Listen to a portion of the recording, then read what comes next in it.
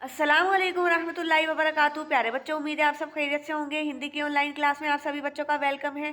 सभी बच्चे अपनी हिंदी की बुक्स ओपन कर लीजिए। आज हम हिंदी में पाठ 17 पढ़ेंगे और समझेंगे कि पाठ 17 में क्या है। पाठ 17 का नाम यहाँ पर है सांस सांस में बांस। जैसे कि आप नाम से ही समझ सकते हैं कि यहाँ पर बांस, इस पाठ में बांस के बारे में बताया गया है। बांस तो आप सभी बच्चे जानते होंगे, बांस का एक पेड़ होता है और बांस की लकड़ियों का इस्तेमाल कहीं बहुत सारी जगह पर किया जाता है। जैसे कि बांस की लकड़ी का इस्तेमाल जो घर बनाए जाते हैं ना जिस टाइम पर, तो वहाँ पर किया जाता है। बड़े बड़ी बांस को वहाँ पर लगाया जाता है। उसके अलावा बांस की चेयर बनाई जाती हैं, मूढ़े बनाए जाते हैं, टेबल्स बनाई जाती हैं, टोकरियाँ बनाई जाती हैं। बहुत सारी चीज़ों के लिए बांस का इस्तेमाल किया जाता है। तो चलिए चैप्टर समझेंगे कि चैप्टर में क्या है। एक जादूगर थे, चंकी चंगलनबा। एक जादूगर थे, उनका नाम क्या था? चंकी चंगलनबा था। अपने जीवन में उन्होंने कई बड़े बड़े करतब दिखलाए। जब मरने को हुए तो लोगों से बोले, मुझे दफनाए जाने के छठे दिन मेरी कब्र खोद कर देखोगे तो कुछ नया सा पाओगे। देखिए यहाँ किसकी बात हो रही है। यहाँ पर ये जो चंकी चंगलनबा है, इनकी बात हो रही है कि ये अपने टाइम पर बहुत बड़े जादूगर थे। इन्होंने बड़े बड़े करतब दिखाए और ये अपने टाइम पर क्या थे? एक बड़ी हस्ती थे। जब उनके मरने का टाइम हुआ तो उन्होंने लोगों से कहा कि मुझे दफनाए जाने के छठे दिन, यानी कि जब वो मर जाएंगे उनके छठे दिन बाद, जब मेरी कब्र खोद कर देखोगे तो कुछ नया सा पाओगे। कहा जाता है कि मौत के छठे दिन उनकी कब्र खोदी गई और उसमें से निकले बांस की टोकरियों के कई सारे डिज़ाइन। लोगों ने उन्हें देखा, पहले उनकी नकल की और फिर नए डिज़ाइन भी बनाए। तो जब उनके मरने के छठे दिन बाद उनकी कब्र खोदी गई तो उसमें से बांस की टोकरियों के कई सारे डिज़ाइन निकले और जब लोगों ने उन्हें देखा तो उनकी नकल की और फिर उसी तरीके के डिज़ाइन बनाने शुरू कर दिए। नेक्स्ट है बांस भारत के विभिन्न हिस्सों में बहुतायत में होता है। भारत के उत्तर पूर्वी क्षेत्र के 7 राज्यों में बांस बहुत उगता है, इसलिए वहाँ बांस की चीज़ें बनाने का चलन भी खूब है।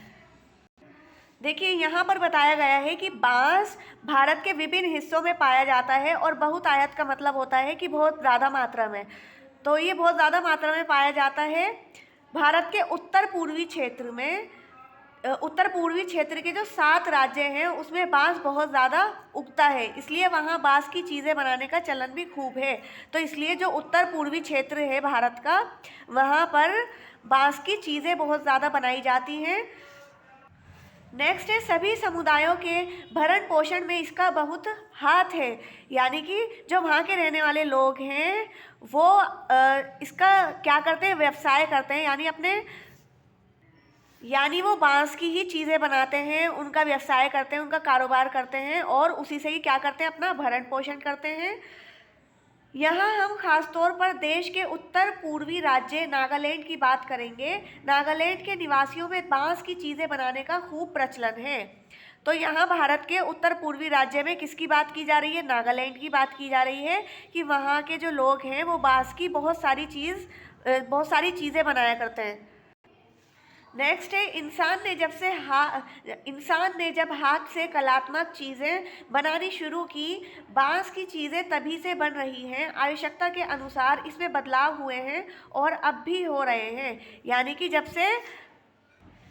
जब से लोगों ने हाथ की कला का इस्तेमाल करना शुरू किया है, हाथों से कलात्मक चीज़ें बनानी शुरू करी हैं, तब से शुरुआत से ही बांस की चीज़ें भी बन रही हैं और आवश्यकता के अनुसार, यानी कि टाइम के साथ साथ जो बांस से चीज़ें बनाई जाती हैं उनके अंदर बदलाव भी हुए हैं और वो जो बदलाव हैं वो आज तक हो रहे हैं। ये जो बांस की चीज़ें हैं, जैसा कि अभी मैंने आपको बताया था कि बांस की चेयर होती हैं, बांस के मूढ़े होते हैं, टेबल होती हैं या फिर झूले वगैरह होते हैं। तो ये सारी चीज़ें आज तक मौजूद हैं, आज भी लोग इनको बहुत खुश होकर ख़रीदते हैं और अब भी इनमें आप बहुत सारे चेंजेस देखेंगे, बहुत सारे बदलाव देखेंगे और हो सकता है आपने ये सारी चीज़ें देखी हों अपने आसपास। नेक्स्ट है, कहते हैं कि बांस की बुनाई का रिश्ता उस दौर से है जब इंसान भोजन इकट्ठा करता था। यानी कि बांस की बुनाई जब से की जाती है जब से इंसान भोजन इकट्ठा करता था, यानी बहुत शुरुआत से। शायद भोजन इकट्ठा करने के लिए ही उसने ऐसी डलिया नुमा चीज़ें बनाई होंगी। डलिया नुमा समझते हैं? डलिया के आकार जैसा। डलिया कैसी होती है? इस तरीके की होती है ना, कुछ गोल सी, और फिर ऐसे कुछ पकड़ने का होता है यहाँ पर। यानी जब जो पहले के जो लोग थे, जब वो खाना इकट्ठा करते थे तो उन्हें उस खाने को जमा करने के लिए कुछ ना कुछ सामान चाहिए था, तो इसलिए उन्होंने क्या बनाया, उन्होंने डलिया नुमा चीज़ें बनाई होंगी, डलिया जैसी चीज़ें बनाई होंगी, ताकि वो उसमें खाना रख सके। क्या पता बया जैसी किसी चिड़िया के घोंसले से टोकरी के आकार और बुनावट की तरकीब हाथ लगी हो। अब यहाँ पर कल्पना की जा रही है कि बांस की चीज़ें बनाने की शुरुआत किस तरीके से हुई होगी। तो देखिए, बया एक चिड़िया का नाम है और इसमें कहा गया है कि क्या पता उसके घोंसले के आकार को देखकर लोगों ने बांस की बुनावट की तरकीब सीखी हो। तो बांस से केवल टोकरियां ही नहीं बनती, बांस से बांस की खपच्चियों से ढेर चीज़ें बनाई जाती हैं। खपच्चियों का इस्तेमाल यहाँ पे डंडियों से है, यानी कि बांस की जो पतली पतली लंबी लंबी डंडियाँ होती है ना, तो यहाँ पर उसके लिए खपच्चियाँ वर्ड यूज़ किया गया है कि बांस की खपच्चियों से ढेर चीज़ें बनाई जाती हैं। जैसे तरह तरह की चटाइयाँ भी बनती हैं बांस की, टोपियाँ बनाई जाती हैं, टोकरियाँ बनाई जाती हैं, बर्तन बनाए जाते हैं, बैलगाड़ियाँ भी बनाई जाती हैं, फर्नीचर भी बनाया जाता है, सजावटी सामान भी बनाए जाते हैं, जाल भी बनाया जाता है, मकान बनाए जाते हैं, पुल भी बनाए जाते हैं बांस के। अगर आप देखेंगे असम वगैरह में, आप आगे जब बड़े हो जाएंगे तो आप पढ़ेंगे, आप सीखेंगे, जानेंगे कि बांस के पुल भी बनाए जाते हैं और खिलौने भी बनाए जाते हैं। तो इतनी सारी चीज़ें बांस से बनाई जाती हैं। अब यहाँ देखिए ऊपर इस पैराग्राफ में ये छोटा सा साइड में एक बॉक्स दिया गया है, इसमें लिखा है, जो जादूगर थे ना चंकी चंगलन ये उन्होंने लिखा है कि बांस का ये झुरमुट मुझे अमीर बना देता है। झुरमुट किसे कहते हैं? ग्रुप को, यानी कि समूह को कहते हैं। तो झुरमुट का वर्ड यहाँ पर ग्रुप के लिए इस्तेमाल किया गया है, समूह के लिए। देखिए यहाँ पीछे खपच्चियों की बात की गई थी ना, तो बांस की जो खपच्चियों का ग्रुप होगा उसको देखकर ये जो जादूगर हैं ये क्या कह रहे हैं कि बांस का ये झुरमुट मुझे अमीर बना देता है, इससे मैं अपना घर बना सकता हूँ। आपने देखा होगा कि लकड़ियों से बांस की जो खपच्चियाँ होती हैं उनसे घर भी बनाए जाते हैं, बांस के बर्तन भी बनाए जाते हैं। देखिए इससे मैं अपना घर बना सकता हूँ, बांस के बर्तन बना सकता हूँ और औजार इस्तेमाल करता हूँ, यानी कि जो भी वो औजार इस्तेमाल करते थे वो भी किससे बनाए जाते थे? बांस से। सूखे बांस को मैं ईंधन की तरह इस्तेमाल कर सकता हूँ, यानी कि आग जलाने के लिए भी इस्तेमाल कर सकते हैं। बांस का कोयला जलाता हूँ तो जो बांस की जो खपच्चियाँ हैं वो जलने के बाद क्या बनाएंगी? उनका कोयला बन जाएगा।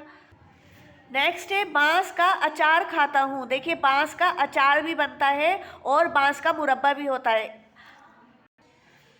तो बांस के पालने में मेरा बचपन गुजरा, यानी कि उन्होंने बचपन से क्या करा है? बस बांस को ही, सॉरी यहाँ पर है बांस के पालने में मेरा बचपन गुजरा। पालना यानी कि यहाँ पर झूला, जो बच्चों के पालने होते हैं ना झूला, यहाँ पर उसकी बात की गई है कि जो पालना था उनका वो भी बांस का था।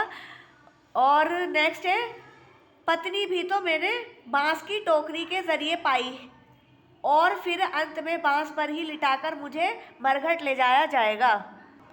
तो यहाँ पर ये जो वर्ड है ना कि पत्नी भी तो मैंने बांस की टोकरी के ज़रिए पाई, इसका मतलब ये है कि देखिए आपने देखा होगा कि जब जो नॉन मुस्लिम्स हैं, जब लड़कियों की विदाई होती है तो उनको डोली में बिठाया जाता है, तो वो जो डोली बनती है ना तो वो भी बांस की ही बनाई गई थी।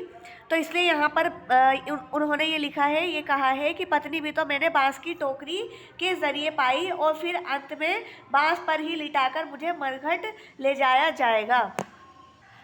और आप सभी ने देखा होगा कि जब किसी का इंतकाल हो जाता है या किसी की डेथ हो जाती है तो उनको भी एक चारपाई पर लिटाकर ही ले जाया जाता है ना।